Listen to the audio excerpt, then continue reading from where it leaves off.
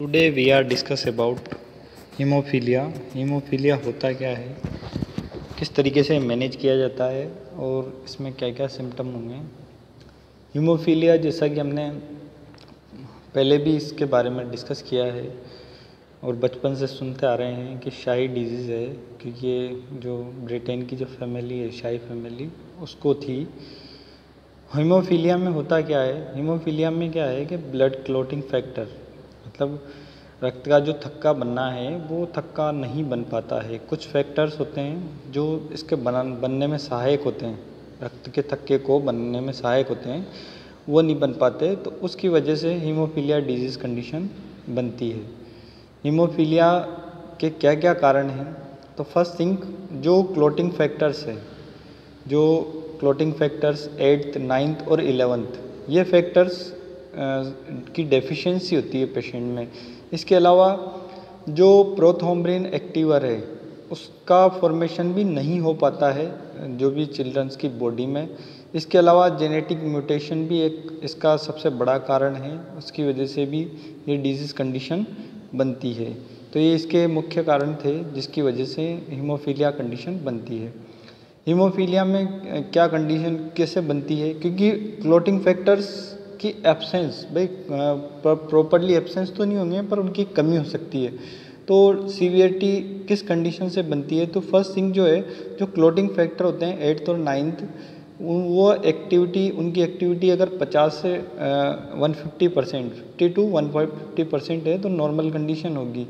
और उसके बाद क्योंकि इस कंडीशन में क्या होता है, तो इस कंडीशन में होता है कि जो हीमोफीलिया वाली कंडीशन है उसमें 8th और 9th जो फैक्टर है वो फैक्टर्स 5 to 40% होते हैं, मतलब 5 से 40% एक्टिव होंगे तो माइल्ड कंडीशन होगी, और 1 to 5% होंगे तो मॉडरेट, और 1% से भी कम होगी कंडीशन अगर एक्टिविटी इनकी तो सीवियर कंडीशन में होगा, मतलब उनमें जो क्लॉटिंग प्रोसेस है वो नहीं हो पाती है हीमोफीलिया वाले पेशेंट में। इसके बाद क्या क्या जनरल सिम्टम्स हो सकते हैं, तो जैसे जॉइंट है उनमें ब्लीडिंग हो जाए, मसल्स में पेन, स्वेलिंग या नोज़ ब्लीडिंग हो जाती है फ्रिक्वेंटली। इसके अलावा इंजरी और सर्जरी अगर होती है तो उसमें ब्लीडिंग होती है तो वो रुक नहीं पाती है, क्लॉटिंग नहीं हो पाती है उसकी वजह से। और इसके अलावा यूरिन में ब्लड पाया जाना, ब्रेशिंग होना, ये भी इसके सिम्टम्स हैं। कुछ अलग सिम्टम्स जैसे स्पेसिफिक सिम्टम्स जैसे माउथ में ब्लीडिंग हो जाना, इसके अलावा भाई टंग बाइट हो जाती है बहुत सी बार तो उसकी वजह से जो है माउथ में ब्लीडिंग हो जाती है, नोज़ ब्लीडिंग है। इसके अलावा अगर कोई कट लग गया माइनर कट तो उसमें हेवी ब्लीडिंग हो जाना। इसके अलावा जो कट लगता है उसके बाद जो वहाँ पे जो ब्लीडिंग रुकना है वो सही ढंग से नहीं रुक पाती है।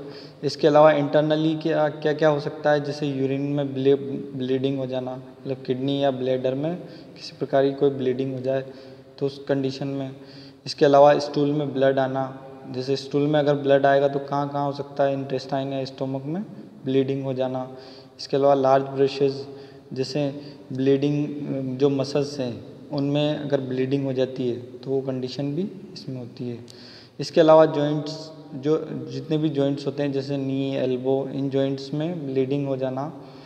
इसके अलावा जो जॉइंट्स हैं उनमें पेन होना, जो मतलब एक तरह से स्पेसिफिक सिम्टम्स होते हैं। इसके अलावा जो ब्रेन है, ब्रेन का मतलब जो हमारे ह्यूमन ब्रेन है उसमें पेन, हेडेक, ये कंडीशन बन जाती है ब्लीडिंग अगर उनमें होती है तो। इसके अलावा वीकनेस आ सकती है, डबल विज़न दिख सकता है, कन्वर्जन या सीजर्स वाली कंडीशन बनती है। अब इसकी पैथोफिजियोलॉजी पे आते हैं, भाई ब्लीडिंग कैसे हो सकती है और क्या होता है इसमें इस कंडीशन में। तो जैसे नॉर्मली क्या होता है कि इंजरी होती है तो इंजरी में ब्लीडिंग होती है, इंजरी में ब्लीडिंग होती है तो हमारी ब्लड वेसल्स जो है वो क्या होती है, कॉन्स्ट्रिक्ट हो जाती है, सिकुड़ जाती है और क्लॉटिंग फैक्टर एक्टिव हो जाते हैं। अब नॉर्मली में क्या होता है कि क्लॉटिंग फैक्टर 8th जो है वो प्लेटलेट्स को प्लग करता है और उसकी वजह से जो फाइब्रिन है वो क्लॉट फॉर्मेशन में जो सहायक होता है वो फाइब्रिन एक्टिव हो जाता है और उसकी वजह से जो ब्लीडिंग है वो स्टॉप हो जाती है। हीमोफीलिया में क्या होता है कि 8th फैक्टर या 9th या 11th फैक्टर जो है वो एक तरह से एक्टिव नहीं हो पाते हैं या प्रेजेंट नहीं होंगे, तो उसकी वजह से जो प्लेटलेट है वो प्लग नहीं कर पाएगी और उसकी वजह से या तो इनकम्प्लीट या डिले फाइब्रिन क्लॉट होगा और उस कंडीशन में जो ब्लीडिंग है वो बहुत ज़्यादा हो जाएगी पेशेंट में। तो ये हीमोफीलिया वाली कंडीशन है। इसके बाद इसके इनहेरिटेंस देखते हैं हम, भाई क्या किस तरीके से प्रभावित करेगा ये। तो अगर फादर अगर हीमोफिलिक है तो उसके जो डॉटर्स है वो कैरियर होगी और जो सन है जो मतलब मेल और फीमेल चाइल्ड है तो फीमेल चाइल्ड है ना उसकी कैरियर होगी और जो मेल चाइल्ड है वो नॉर्मल रहेंगे। अगर मदर हीमोफिलिक है मतलब क्या है कि फीमेल ही इसके कैरियर होता है, जो ले जाने का काम करते हैं वो फीमेल ही होगी। मेल को अगर हीमोफीलिया है तो वो कैरियर नहीं होंगे, ओनली फीमेल ही इसका कैरियर होगी। तो मदर जो है अगर हीमोफिलिक है तो अगर 2 चाइल्ड हैं, 2 मेल चाइल्ड हैं तो 50% मतलब एक चाइल्ड ही उससे अफेक्टेड होगा, मेल चाइल्ड। और डॉटर में भी ये रहेगा कि अगर 2 डॉटर्स हैं तो वो कंडीशन में एक डॉटर ही हीमोफिलिक होगी, जैसा कि इस डायग्राम में देखते हैं।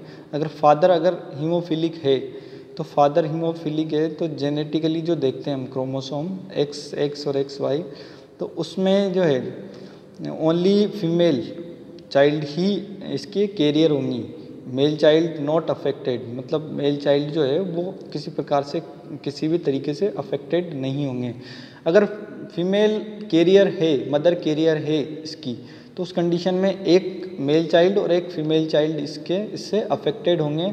और अगर 2 मेल और 2 फीमेल चाइल्ड हैं तो ओनली एक मेल और एक फीमेल चाइल्ड ही इससे अफेक्टेड होंगे और एक मेल और एक फीमेल अफेक्टेड नहीं होंगे। मतलब 50% चांस होते हैं कि दो मेल और 2 फीमेल चाइल्ड हैं तो ओनली एक मेल और एक फीमेल चाइल्ड ही इससे अफेक्टेड होंगे और एक मेल और एक फीमेल चाइल्ड इससे किसी प्रकार से कोई अफेक्टेड नहीं होंगे।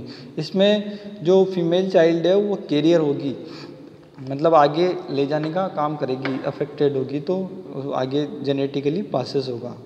इसके बाद डायग्नोसिस में क्या करते हैं, सबसे पहले हिस्ट्री लेते हैं प्रेग्नेंट वुमेन की कि भाई आपको किसी प्रकार पहले क्या कंडीशन तो नहीं थी हीमोफिलिक वाली, तो वो चीज़ देखते हैं। इसके अलावा क्रोनिक विलस सैम्पलिंग टेस्ट करवाया जाता है इस कंडीशन में, ब्लड टेस्ट करवाया जाता है जिसमें कि जो फैक्टर्स हैं वो देखे जाते हैं। इसके बाद ट्रीटमेंट पे आ जाते हैं। तो ट्रीटमेंट में हम स्पेसिफिकली जो क्लॉटिंग फैक्टर्स जो नहीं हैं वो प्लाज्मा में से डिराइव्ड किए जाते हैं, मतलब निकाले जाते हैं प्लाज्मा से, जिसे डोनेट करते हैं ना, ब्लड डोनेट करते हैं तो उनमें जो फैक्टर्स हैं 8th 9th या 11th फैक्टर्स है उनको ब्लड में से सेपरेट किया जाता है और सेपरेट करके प्रिपेयर किया जाता है। इसके बाद एक मेडिसिन होती है डेस्मोप्रेसिन। डेस्मोप्रेसिन का मेन फंक्शन क्या है कि जो हार्मोन सिंथेसिस होता है जो फैक्टर्स 8th फैक्टर को प्रोड्यूस करने के लिए, तो उसको एनकरेज करने का काम करती है डेस्मोप्रेसिन। तो उसकी वजह से जो फैक्टर है वो एक तरह से प्रोड्यूस होना शुरू हो जाता है। इसके अलावा जो जर्नल मैनेजमेंट होता है राइस, मतलब रेस्ट, आइस कंप्रेशन और एलिवेशन। राइस में क्या होता है कि जो हमारी जो जहाँ भी डैमेज हुआ है वहाँ पे सबसे पहले पेशेंट को रेस्ट प्रोवाइड करेंगे। आइस जो बैग है उसको आइस बैग से उस जगह पे एक तरह से कंप्रेस करेंगे।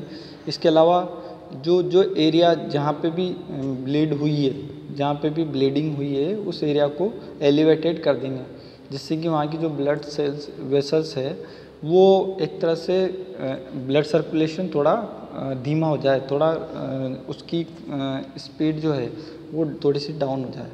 तो ये चीज़ नॉर्मली जो जनरल मैनेजमेंट है उसमें की जाती है। इसके अलावा जो क्लॉटिंग फैक्टर्स को हम उस पेशेंट को प्रोवाइड कर सकते हैं, इंजेक्ट कर सकते हैं वेंस और आर्टरीज के थ्रू।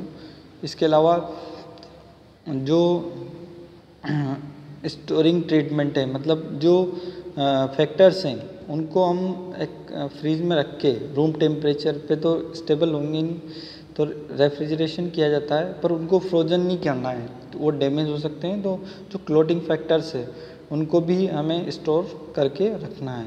इसके अलावा जेनेटिकल जो जीन थेरेपी होती है वो दी जाती है, बट अभी तक इस पर रिसर्च चल रही है। इस वजह से जो जेनेटिकली जो जीन थेरेपी होना चाहिए वो अभी तक सक्सेसफुल ट्रीट नहीं हुई है इसका, तो अभी रिसर्च का है, पर जीन थेरेपी वाली कंडीशन बन सकती है।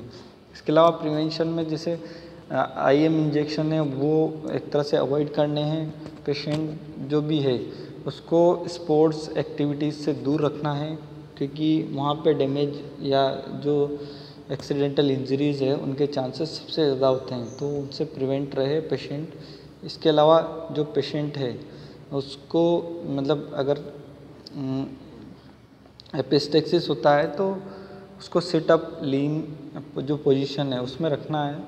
इसके अलावा प्रेशर जो है वो जहाँ भी अगर ब्लीड होता है तो वहाँ पे प्रेशर अप्लाई करना है, एलिवेट करना है और आइस कंप्रेस करना है पेशेंट को। इसके अलावा जो ब्लीडिंग होती है तो उसमें जॉइंट को इमोबिलाइज करना है। एक्सरसाइज जो है प्रोग्रेसिवली जो एक्सरसाइज